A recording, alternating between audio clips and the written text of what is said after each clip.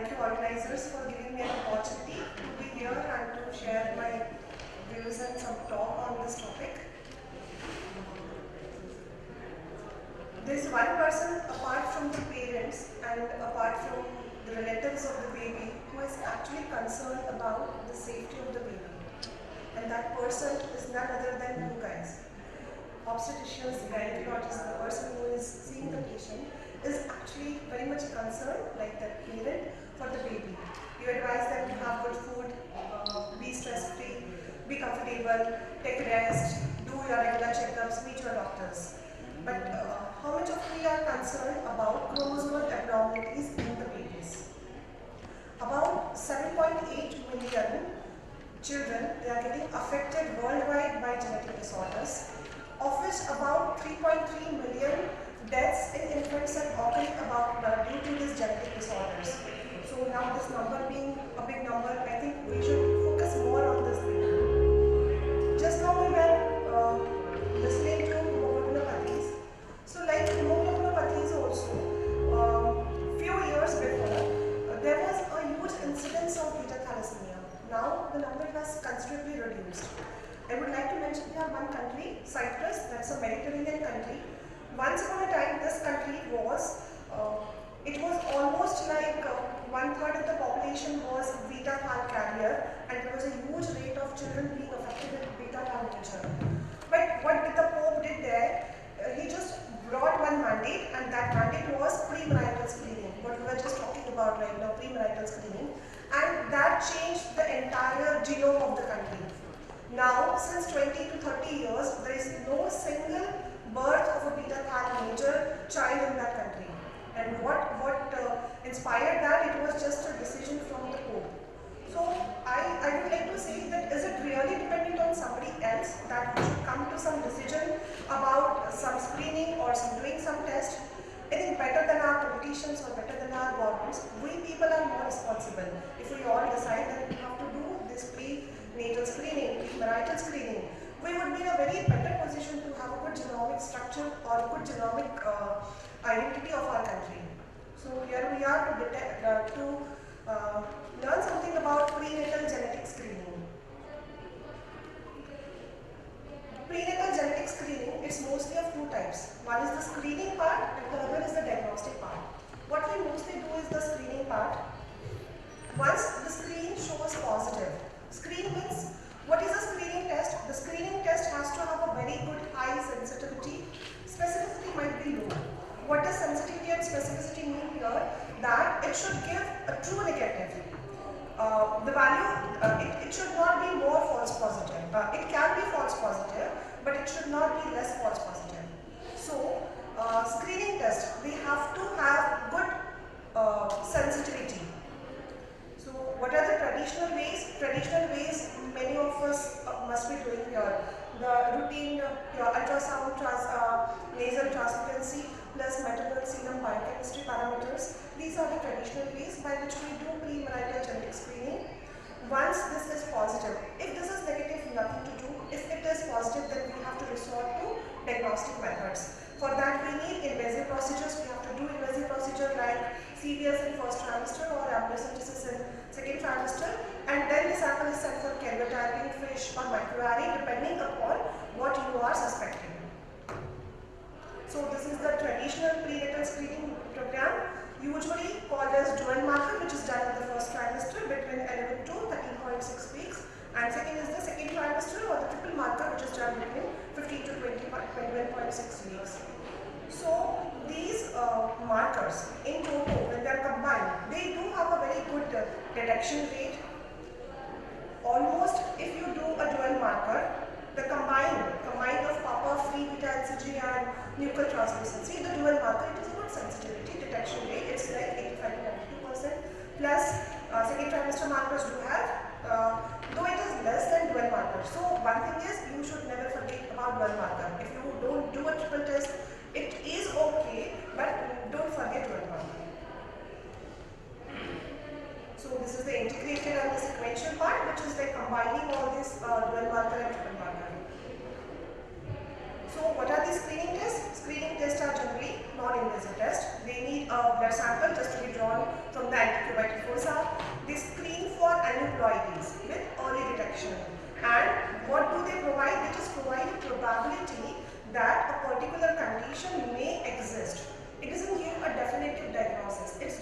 probability that a particular condition must be existing in the baby. This screening program should be offered to everyone, every pregnant female. Now, mostly in the metros, cities, this has been done routinely by doctors, by ops people. They are offering this test. But I really wonder what about this in 2-tier or 3-tier cities, or in district places, or in taluka places. Are they really worried about these markers? Are they really doing this test? So a negative screen, that means there is nothing wrong and it is unlikely that the baby must be having any abnormal genetic condition. If it is positive, then there is a risk over a certain threshold and you need to do further diagnostic test to ensure that it is really any genetic abnormality present. So that was all about traditional markers. There is one new test which has come in the market. It's like since 2014, Hong Kong had introduced this technique first. Now it has got a very quick worldwide response. Now that is called as NIPT or Non-Invasive Prenatal Testing. Now what is NIPT? What happens? It is based on the testing of cell-free fetal DNA. Now in the maternal plasma or the maternal blood, there are few cells which occur because of programmed cell death, and these are called as the cell-free fetal DNA. So this CFF-DNA is found in the maternal DNA, and that is what is done here in NIPT. So one tried to extract all these cell-free fetal DNA from the maternal plasma, and then depending on the different methods, we ought to know the genetic structure in that fetal DNA. This is one of the most sensitive and specific screening tests for common fetal endocrinitis. Though this is not very common, but this is fast taking place. Like many of you must have forwarded your patient for this if you have got a positive screen for NIPT. And like in developed countries, they are actually they offer their patients two options. Like you can directly go for NIPT, or you can do your markers first, and if your markers are positive, then only you can do NIPT. In developed countries, actually they are trying to get NIPT into their national health insurance, whereas we even in our cities, it's at a very back stage. Now, many countries, developed nations, they try to get all these things, all these tests under their insurance. So this is one of the tests which is being much better in the developed countries. Many countries like Turkey, they have started doing prenatal screening. It was yesterday news for SMA, spinal muscular atrophy. So all this genetic disorder testing before the birth of the child, or before even the child is conceived, premarital screening has become so much common in other countries, but we are at a very back foot, and that is where the need of us, everyone coming on a common platform and we rigorously doing this is much needed. So these are the different methods. Once you get your cell-free fetal DNA, then different methods like targeted approach or methylated DNA based operant or SNP. So these are the different methods by which you can do your NIPT. Once you get the cell-free fetal DNA, then these are the different methods. Now, what is the significance of these methods? Now, if this NIPT is, if someone asks you or tells you that we have an NIPT platform and we are offering this test, so what should you know? The first and most important thing is by which method is this done? Is it done by NGS? Is it done by targeted approach? Is it done by methylated DNA? Which is the best, and which is the best one here? So NIPT by NGS is the best one. So whenever you have any chance to get a patient sample done for NIPT, please check what is the method they are doing. NGS, next generation sequencing, is the gold standard for this because it is a very good, very high sensitivity and specificity. What are the advantages? It's the most sensitive, doesn't carry any risk for miscarriage as because this is a non-invasive test. Single blood sample is needed and it is a very high detection rate for Down syndrome. It can be performed at any time after 10 weeks of gestation. Now, all our markers, we start after 11 weeks to 13.6 weeks. But the beauty of this test is, it can be done even after 9 weeks. But 10 weeks is a good period after after which there can be a low failure rate. Before 10 weeks, there is a high chance of failure rate, but after 10 weeks, there is a good chance of getting CA50NA in the maternal blood pathway. And also there is a good thing, now if we send a sample for fish, even if it is a POC maternal, so what will it check? The specific probes against which it is tested, they are only checked in fish. So usually they are trisomy 13, 18, 21 and sex aneuploidies. The good thing with NIPT is like there are two variants here in NIPT. Routine NIPT which checks only for Down syndrome based routine trisomies, and the other is where they actually check for RAAs, that is rare autosomal aneuploidies. So it also includes some microdeletions and single gene mutations which are not covered in routine karyotyping or even in fish. What are the factors affecting? So first and the foremost factor is maternal weight or maternal BMI. The more the maternal weight, it is very difficult to get a good cell-free fetal DNA. Now I would like to tell you about one case. There was one patient from Goa that they had sent a sample for NIPT and we had to take a repeat sample because the CA50 value was very low, and whenever we have a low value we need to cross check with a repeat sample, and taking the repeat sample is actually very painful. We need to answer so many queries. What happened to the earlier sample? Is it been discarded? What has happened? Is it something wrong with my sample? And what had happened after all these queries, when it was forwarded to me and when I had to revert to the patient, I just asked my gynecologist there to talk with the gynecologist. Just check the weight of the patient. The weight of the patient was more than 100. So because the weight was more, the test could not be done because the fraction of cell-free fetal DNA which was coming out of this test, it was very low. Very low means it can be either positive, but if the weight is very high, that means that value doesn't carry any significance for labeling that as a positive screen. So, maternal BMI, most important factor to note here. Approximately 7% of women who have reached 100 kg of weight, they have a fetal fraction less than 4%. And this increases to 50% if the maternal weight is more than 160 kg. So below 10 weeks, we can't do this because there is again a low failure rate here.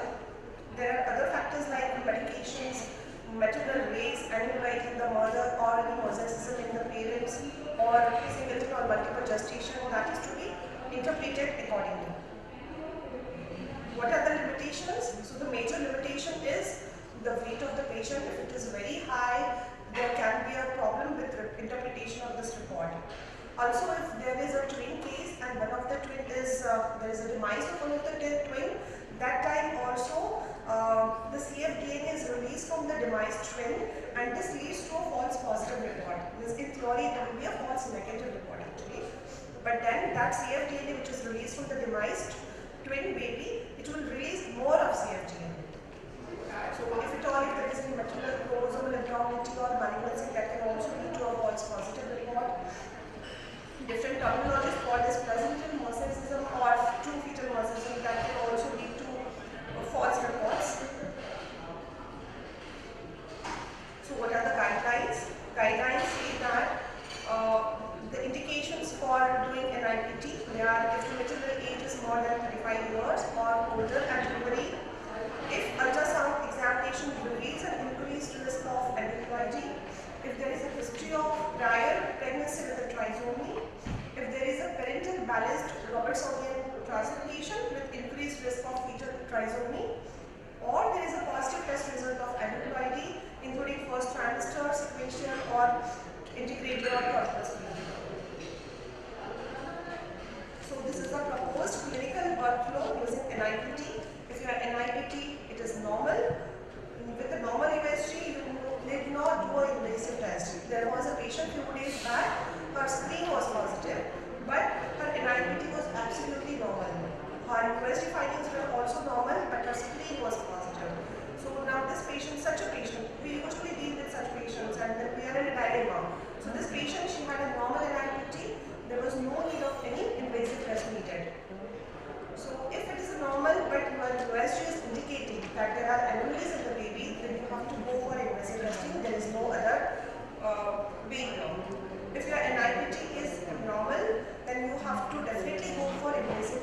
one thing to remember here is NIPT is also a screening test. It is not a diagnostic test. You cannot terminate a pregnancy based on an NIPT report. And might be in future there can be a time when the sensitivity and specificity of NIPT is so high that there can be guidelines that you can make a decision based on NIPT. But right now, present guidelines say that you cannot terminate a pregnancy with a positive NIPT report. You have to go ahead and do diagnostic testing.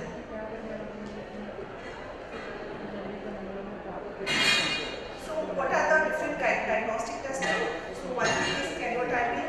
Now most of the time what happens, if you have a POC material, then you are in dilemma if the patient has terminated, there was something wrong, and then you have products of conception, and then you don't know which test is to be done. So something about these diagnostic tests, once you have done an FGP and then the product of conception is to be tested. So what are the different tests?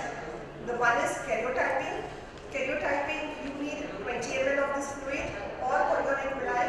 Samples should be sent in normal saline with few drops of gentamicin. The sample, the most important thing for karyotyping is sample should reach in the lab in 3 to 4 hours under refrigerated condition.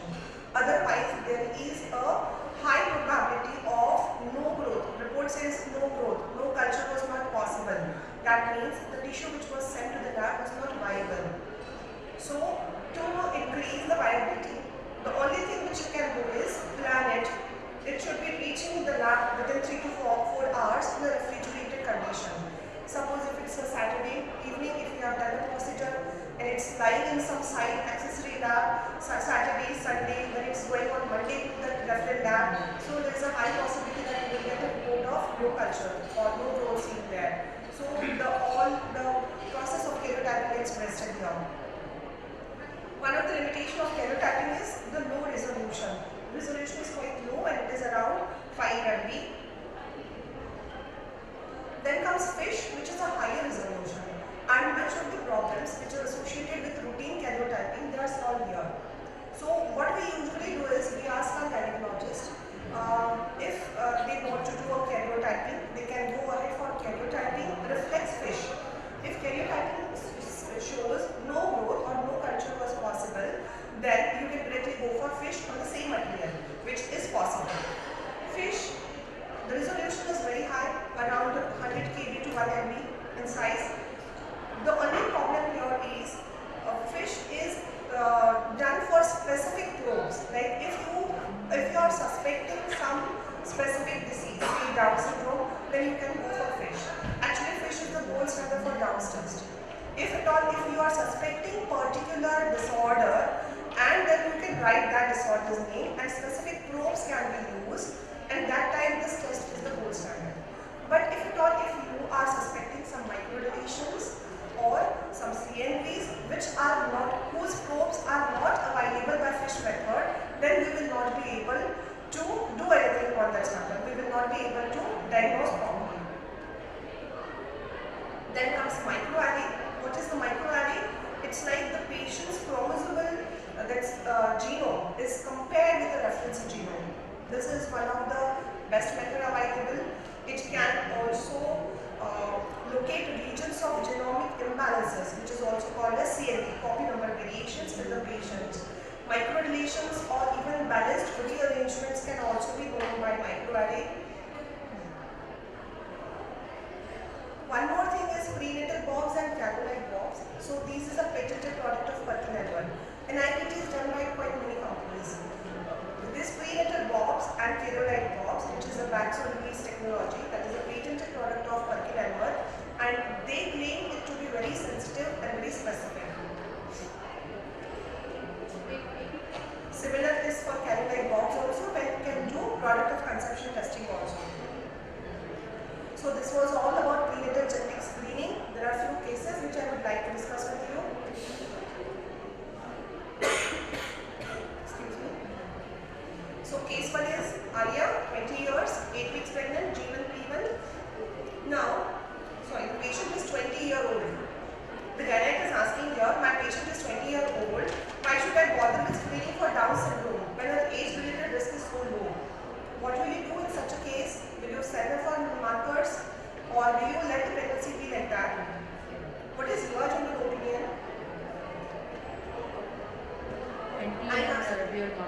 Yes. NT and dual marker. Yes, we should definitely go for dual marker and NT irrespective of the age. See, although a woman's risk of having a child with Downs increases with the age, screening for Downs by age alone will detect only 30% of Downs cases. 70% will go undetected. So because more younger women have children, more children with Downs are born to this age group of mothers. So prenatal screening tests give a woman her individual risk of having a fetus with Downs in her pregnancy. So irrespective of age, don't think that the age is 20 years, 21 years, patient is very young and I don't need to do any markers. It's a misconception. Case number 2 is Anushka. She's 27 years old, 8 weeks pregnancy, even previous pregnancy was uncomplicated. So what are the tests which we will do in this patient? I think the same routine testing what we do. Okay, perfect. Now if she is not 27 years old but 41 years old, Karina. I'm not a Bollywood crazy, but I'm just like adding some glamour portion to this boring lecture just for understanding sake. So now she is pregnant, 8 weeks pregnant, Jeevan. Now she is 41 years old. So should we do screening test for her or should we directly go for invasive diagnostic test here? Screening. Definitely. Because for what happens, even if we go directly for invasive test, there is always a risk of miscarriage which can happen. So unless and until if your screen is not positive, we should not go ahead directly with diagnostic testing. Definitely in this patient we could have gone ahead with NIPT also, but then screening has to be done first irrespective of the age, and after the screen is positive then only we should resort to diagnostic methods. Case 4 is Selena. She's 36 years old, 10 weeks pregnant, but she's carrying twins now. So what are the screening options for twins? Same things. We can be done. There are different platforms also available for twin pregnancies. So you can do maternal serum biomarkers also. If at all if there is any problem, you can go for NIPT also. There was a time earlier when NIPT could not be done in twin pregnancies, but now they have got kits and they have got different platforms where they are validated twin pregnancy. Now this is case 5. So 34 weeks and the screen is positive. Just 2 minutes, finish. So a few last 2 slides. So the screen is positive, the same thing. If screen is positive, go ahead for NIPT first. Don't directly jump to diagnostic test. If at all, if the pregnancy weeks are ahead, it's not like the earlier stage, and you have to rush, but still go for NIPT. Report comes in 10 days, and then only resort for diagnostic testing. So this patient, she had miscarriage last year, trying to get pregnant for several years. So what will you advise here? I would suggest here to go for a genetic counseling also